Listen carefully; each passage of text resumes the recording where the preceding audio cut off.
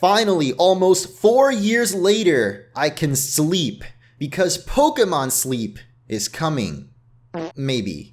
What is up, everyone? It's the Munch, and today I'm going to be breaking down my predictions for Pokemon Presents coming Monday, February 27th at 6 a.m. Pacific time, aka less than 2 days now, and I will most definitely be streaming my reaction, so stay tuned, subscribe if you haven't already, and hit that like button if you're excited for some of my predictions, because I got some pretty crazy ideas here in this little noggin. So let's begin with the most obvious thing that I think is pretty much guaranteed to be shown off, and that is the Scarlet and Violet DLC. And if you want to know what I think might actually be in the DLC, then you can check out my previous video where I gave off all my theories and loose ends that are left in Scarlet and Violet that we'll probably be seeing in the DLC.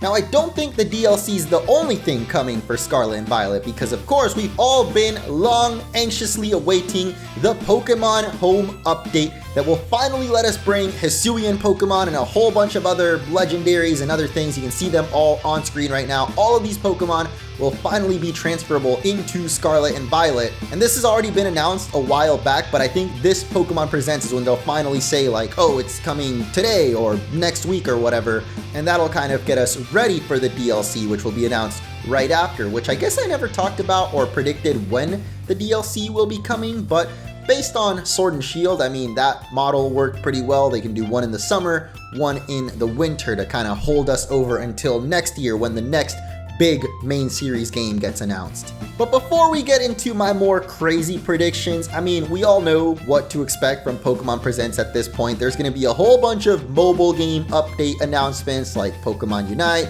Pokemon Masters, and of course, you gotta have Pokemon Go in there, which there have been some rumors actually about a Pokemon Go event involving Gimmighoul, more specifically in its roaming form, which is actually how we first learned about Gimmighoul, was just the little guy, not the chest version. So maybe we can actually catch roaming form Gimmighoul in Pokemon Go now. I mean, I guess that'd be kind of cool, but like, I already got Golden Go, so like, do I really need this little baby-ass Gimmighoul? I don't know.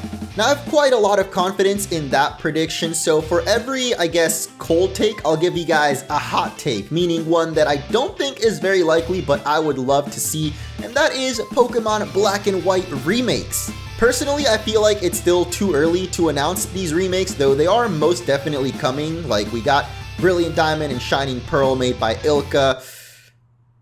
Just ew on those, but my hope is that they take their time with these remakes at least one more year, just ride off the Scarlet and Violet DLC until 2024. Main reason I don't want them to be announced yet is because I want them to be proper remakes. That sounds kind of mean towards Ilka, but like, I don't want the chibi remake again. And even if it is Ilka, I hope that they step it up with the graphics and make the game look, I don't know, I guess just live up to the hype of Black and White. Like, it was the very first, not fully 3D, but you know, it had 3D environments with Castelia City, and yeah, I just feel like they gotta do better than they did with Brilliant Diamond, Shining Pearl. Even though those ended up being the best-selling remakes, that doesn't necessarily mean they were good or well-received by fans. So Black and White remakes, they better do us good. But I'm gonna stick with my original prediction that we're not getting a new mainline game at least, and they're just gonna ride the Scarlet and Violet DLC throughout 2023.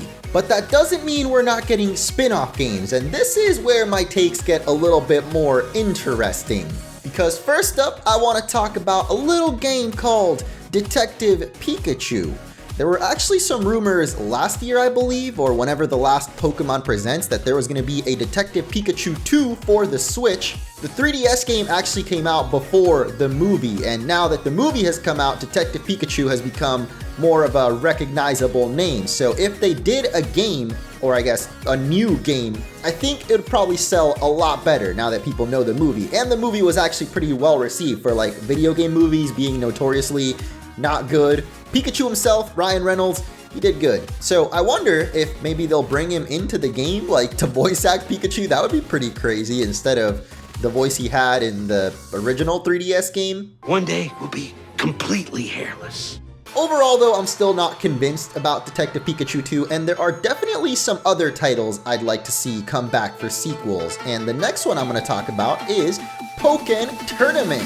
Now I actually have a little bit of evidence to support that this game might be coming. First off, Pokken Tournament 1 last year at the Pokemon World Championships, they announced that it was done with. Like, they're not going to have at least competitions for Pokken Tournament 1, which could mean that a sequel is coming, and one of the original directors from the first Pokken game actually just recently left the Pokemon Unite team to go work on another project, so Pokken Tournament 2?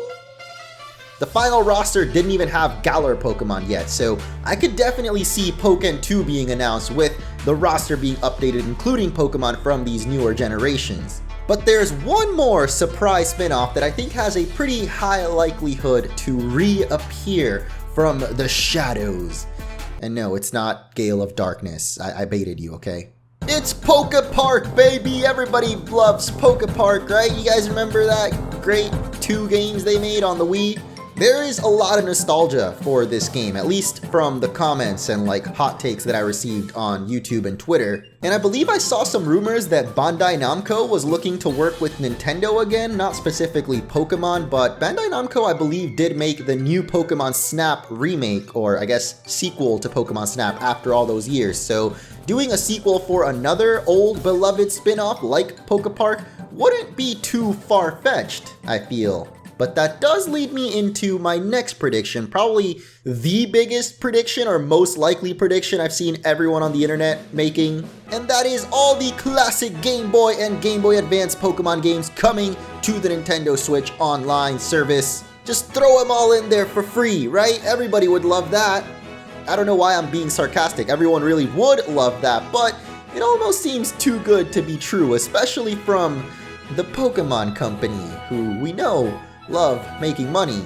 But there's definitely a lot of reasons to believe they are coming. I mean, they just added the GBA and original Game Boy to the NSO library. Like, they already announced there's more games coming too, even though they didn't show Pokemon specifically. But a lot of people think the reason they didn't show them is because they're saving it for this Pokemon Presents to surprise people like, hey, you are actually getting all the beloved GBA Pokemon games. And in case you didn't know, the 3DS eShop is actually getting shut down, I believe, next month, so you can no longer download/purchase the original Game Boy games from Red to Crystal. You're not going to be able to get those anymore on 3DS. So it would make sense to put them on the Switch, but again, I just don't see them doing it for free for some reason. Maybe it's my cynical side showing, but that doesn't mean they're not coming at all. So here's my wacky prediction, which isn't really all that wacky, and I've definitely seen some other people thinking the same thing. The classic Pokemon collection. Just like they did with Super Mario 3D games, like bundled them all into one Switch cartridge. I could totally see them doing the same thing with the classic Pokemon games, just the Game Boy era, so like all the way from Red until Fire Red. So yeah, they could totally get away with selling this bundle for $60 of all of the classic Pokemon games, rather than putting them on the Switch online system. That is going to be my prediction. Now, I said for every sane take, I'd do an absolutely off-the-wall one. So next, I want to predict a totally different Pokemon spin-off remake / sequel coming. And it is one that I actually really hope comes true, even though there's like pretty much 0 chance that it does, so... Anyone remember Pokemon Conquest? I first played through this game, I believe, last year or 2 years ago now on the original DS, but it came out way back in like 2012 or something, around when Black and White came out, and was the first Pokemon game that actually took us back to the past, doing the whole feudal theme before Pokemon Legends. But the craziest thing was the gameplay. It was actually more of a tactical RPG in line with like Fire Emblem or, well, Nobunaga's Ambition, which it was actually a crossover with that game that I'd never heard of, honestly, but I don't think it's popular anymore. I don't even know if they make them anymore. So a Pokemon Conquest remake that still crosses over with that franchise doesn't seem very likely, but I have a genius solution for you, Nintendo.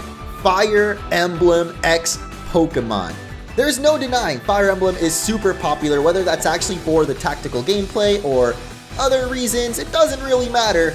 It is very popular, and Pokemon's super popular, and it fits with the theme of Pokemon Conquest being like knights and dragons. I don't know what Fire Emblem is about, to be honest, but I just feel like it fits with the theme of Pokemon Conquest. Like, you could definitely make the Fire Emblem characters cross over into this feudal Pokemon world, give them Pokemon partners, Yeah, I don't know, this just seems like a no-brainer to me in terms of like it would be successful, but it's never gonna happen. So I'll give you guys my actual sane take on what I think is most likely to be the next remake, and it's one that we actually got already a couple years back. Pokemon Mystery Dungeon, baby! The spin-off series that keeps on giving. I'm honestly so surprised that it's still going, but the last remake might have been one of the best ones yet, like just in terms of how much fun it was, and the art style, the little Winnie the Pooh storybook, like that was so cute. We all know Pokemon Mystery Dungeon had some good gameplay, but as they kept going, I feel like they kind of lost track and made the games a little bit too easy. And Super Mystery Dungeon, I don't remember if I actually played, but people seem to like it, so I could see this next entry going two ways. We either get a new entry, Pokemon Ultimate Dungeon or something, kind of like with a Pokken 2, I could see them doing a new entry because there's been so many new Pokemon. I mean, Super Mystery Dungeon only went up to Gen 6, like yeah, there's been a lot of freaking Pokemon since that last entry, so considering the sales of the last few main series Pokemon games, I feel like injecting some new Paldean or Galarian Pokemon in there would probably benefit the series. Or we could get the next remake, since the first remake, Rescue Team DX, was super popular. We could get a remake of the Explorers series. We got Explorers of Time, Darkness, and Explorers of Sky.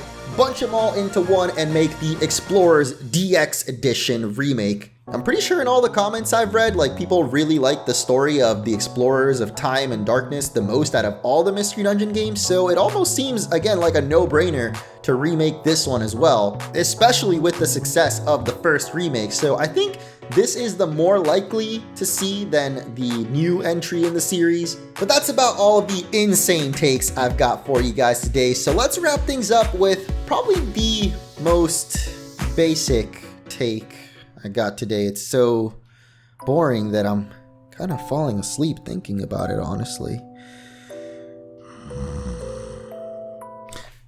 Yeah, it's Pokemon Sleep. Recently, the website Pokemon Sleep got changed and actually now redirects to the Pokemon Presents website on the official Pokemon page. And this PokemonSleep.com is officially trademarked by Pokemon. So it's not like some random person bought the domain and is trolling people. Like, no, this is legit Pokemon made it redirect to the Presents. So maybe Pokemon Sleep is finally coming. I honestly don't get what the game is. Is it a game? Just feels a little bit weird to me that like the first thing you see as soon as you wake up in the morning is gonna be Pokemon, and the last thing right before you go to bed, also Pokemon. Feels a little bit like brainwashing, like you gotta be Pokemon 24/7 or you ain't doing it right. I don't know, man. I just feel like this is some kind of social experiment. Like, why does Pokemon need to make a sleeping game? That about does it for my predictions, so I'll run them through right here for you, from most likely to happen to never gonna happen. All of my predictions from this video wrapped up right here. You can see them. Will any of them actually happen? Probably some of them. I mean, it'd be kind of weird if none of these end up happening, but like I hope some of my crazier remake predictions do end up coming true, specifically a new Mystery Dungeon, which I think is pretty likely, is one that I'm really hoping for, but I would love to be surprised, of course. Maybe there's a totally new spin-off that, you know, has never happened before. I guess we'll have to wait and see. Monday at 6 a.m. Pacific time, be here. I'm gonna be live streaming my reaction and go crazy nuts if they announce Pokemon Conquest, so come through.